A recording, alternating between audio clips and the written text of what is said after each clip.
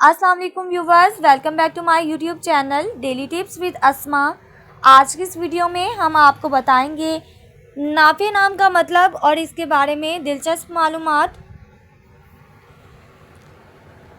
नाफे नाम का शुमार लड़कों के नामों में होता है। नाफे एक इस्लामी नाम है। नाफे नाम की इब्तदाई तारीख अरबी ज़ुबान से निकलती है। नाफे नाम के लड़कों के लिए खुशकिस्मत नंबर 3 माना जाता है।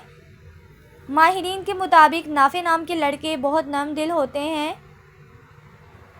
नाफे नाम का मतलब है नफ़ा करने वाला, फ़ायदा पहुंचाने वाला। नाफे नाम के लड़कों के लिए खुशकिस्मत दिनों में एतवार और मंगल का दिन शामिल है।